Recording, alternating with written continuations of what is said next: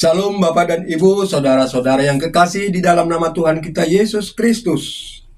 Saya akan menyampaikan satu kisah yang tertulis pada Kisah Para Rasul pasal 5 ayat 29 demikian. Tetapi Petrus dan rasul-rasul itu menjawab, katanya, kita harus lebih taat kepada Allah daripada kepada manusia. Ini adalah jawaban Petrus kepada pemimpin mahkamah agama yang ada di Israel ketika itu, pada masa kehidupan para rasul. Kita ketahui ada 12 rasul pada Perjanjian Baru yang memberitakan Injil keselamatan. Mereka memulai penginjilan dari kota Yerusalem. Setelah Tuhan Yesus wafat dan bangkit dari kematian, kemudian naik ke surga, maka bersebarlah mereka ke seluruh penjuru untuk memberitakan Injil keselamatan. Akan tetapi ketika kisah ini Petrus memberikan jawaban ini, kejadiannya berawal daripada orang-orang pemuka-pemuka agama Yahudi menangkap para rasul, menangkap pemimpin-pemimpin agama, pemimpin-pemimpin yang menebarkan firman Tuhan, yang menyuarakan penginjilan. Mereka ditangkap dan dipenjarakan. Karena ketika itu orang-orang Yahudi sangat menentang ajaran kekristenan yang dibawa oleh Tuhan Yesus. Ajaran kekristenan itulah ajaran bagaimana Tuhan Allah menyelamatkan umat manusia dari belenggu dosa. Ketika rasul itu dipenjara, pada tengah malam datanglah malaikat membebaskan mereka. Mereka dibebaskan dari penjara itu, dan malaikat itu memerintahkan mereka, pergilah ke bait Allah. Kalau bait Allah di sana namanya sinagoge. Pergilah ke tempat-tempat sinagoge, beritakanlah Injil keselamatan di sana. Itu perintah dari malaikat itu. Maka pagi-pagi sekali rasul itu sampai ke sinagoge, ke bait Allah. Mereka di sana menunggu datangnya orang-orang untuk memberitakan Injil. Akan tetapi mahkamah agama di Israel itu, karena di sana ada namanya mahkamah agama, mungkin di Indonesia ini ada juga pengadilan agama, kira-kira begitulah. Kalau di Israel sana dulu agama Yahudi punya mahkamah agama. Mahkamah agama itu yang dipimpin oleh Gamaliel memanggil orang-orang yang ada di sana supaya rasul-rasul yang dipenjara itu dihadapkan kepada mahkamah agama untuk diadili. Begitu. Maka mahkamah agama itu mempertanyakan kepada rasul,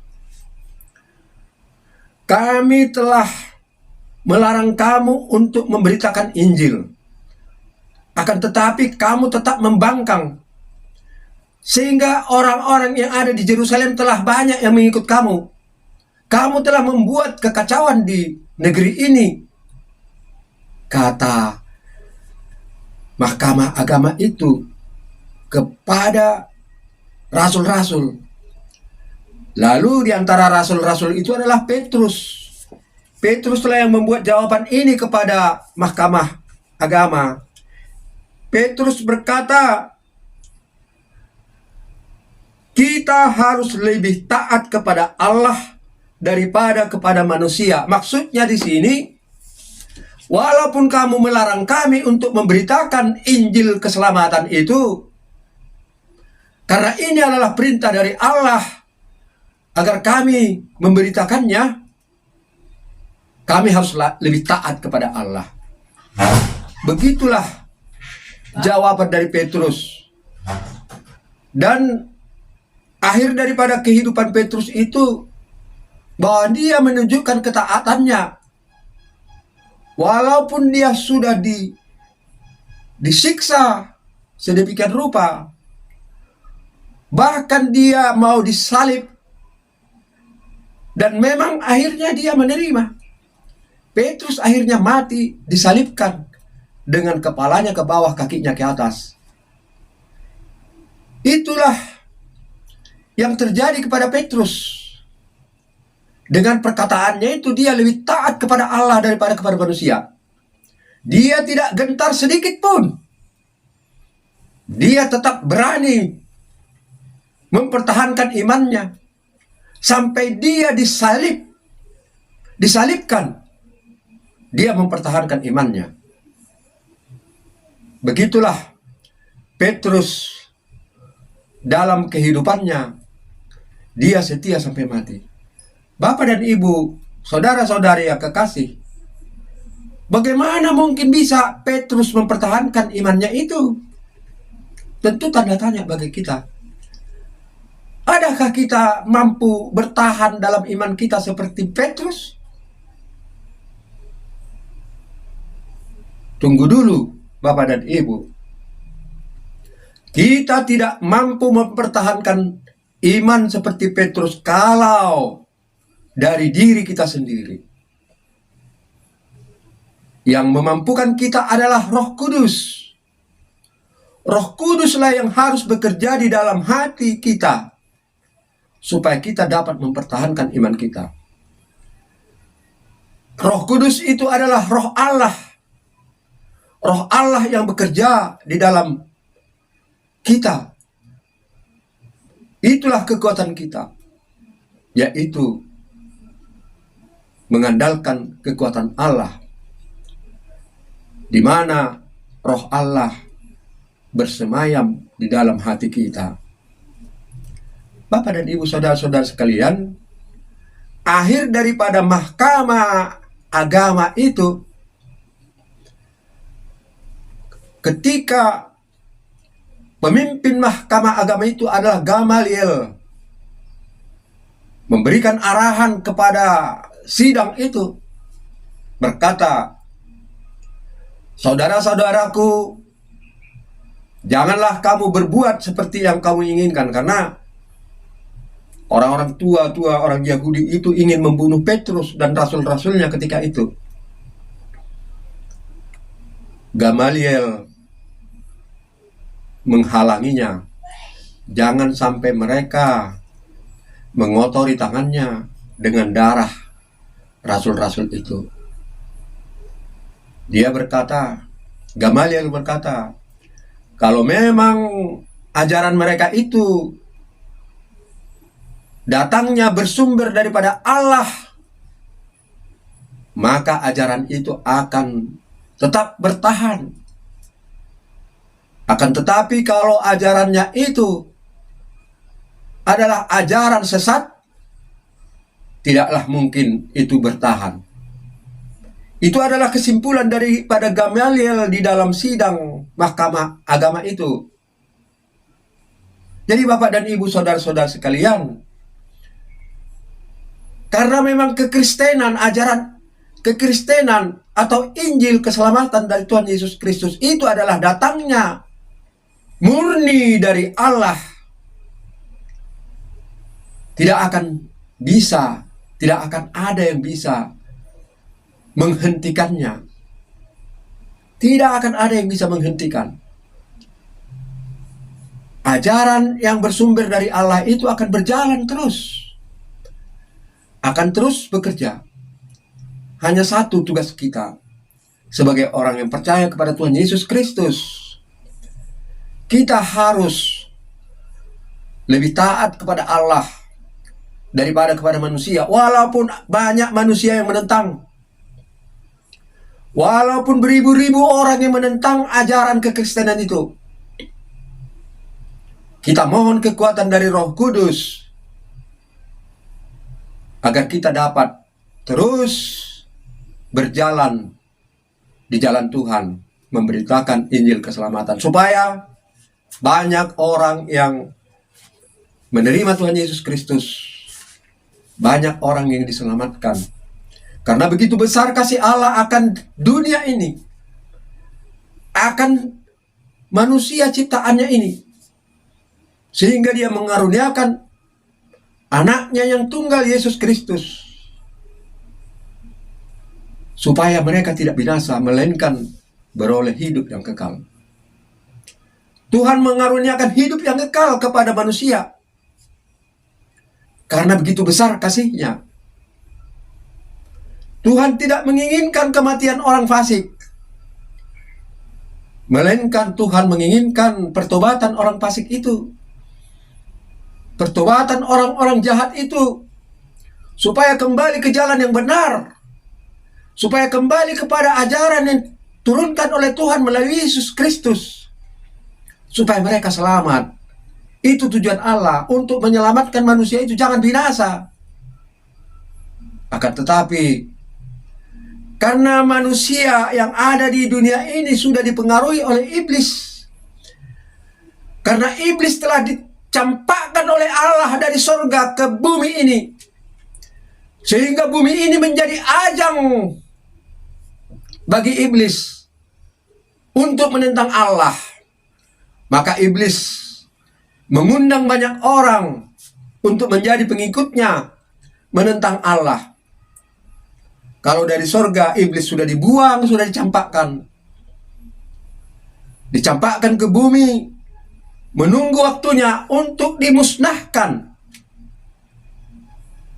karena pintu neraka belum dibukakan, Bapak dan Ibu. Pintu neraka masih tertutup sampai saat ini. Nanti Yesus Kristus akan datang untuk kedua kali untuk menghakimi, di mana iblis dan pengikut-pengikutnya akan dimasukkan ke dalam neraka. Yesus dengan malaikatnya membukakan pintu neraka, mereka akan dicampakkan ke sana. Di sanalah akan terjadi kertak gigi. Di sanalah akan terjadi ratap tangis yang tidak berkesudahan. Oleh karena itu, Bapak, Ibu, saudara-saudara sekalian, waktu ini adalah waktu yang diberikan Tuhan untuk bertobat. Tuhan masih mengulurkan waktu. Tuhan masih memberikan kesempatan bagi manusia untuk bertobat, meninggalkan kejahatan, melakukan kehendak Tuhan. Inti daripada kehendak Tuhan ialah mengasihi seluruh ciptaan Allah dan mengasihi Allah dengan sepenuh hati, dengan segenap akal budi, dengan seluruh kekuatan. Bahkan musuh juga harus dikasihi. Itulah arti lambang salib.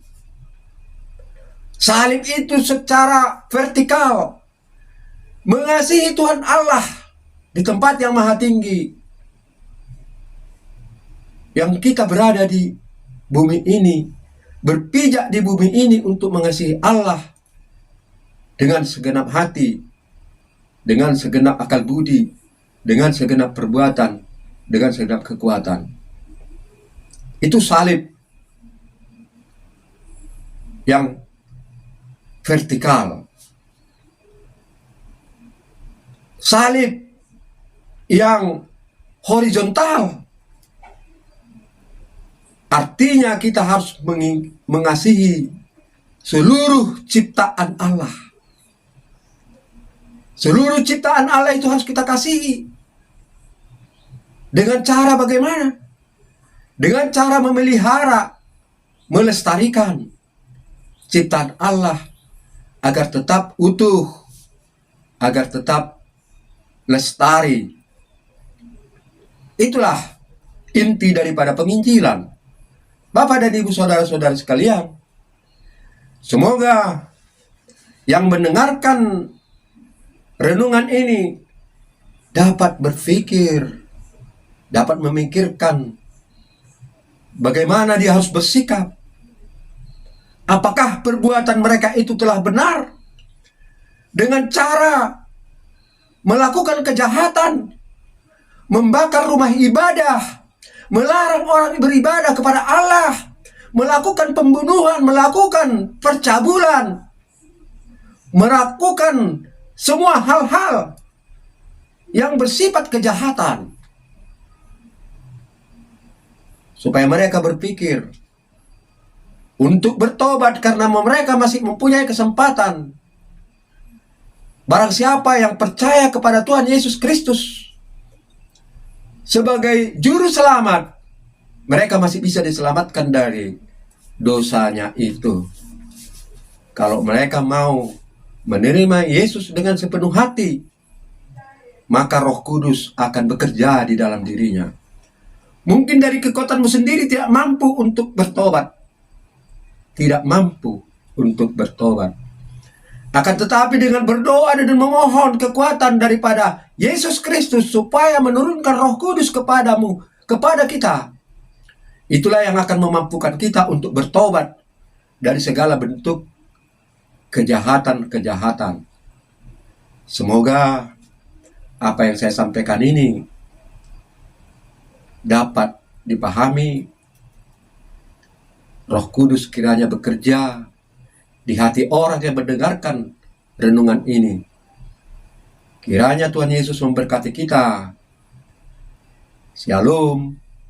Terima kasih.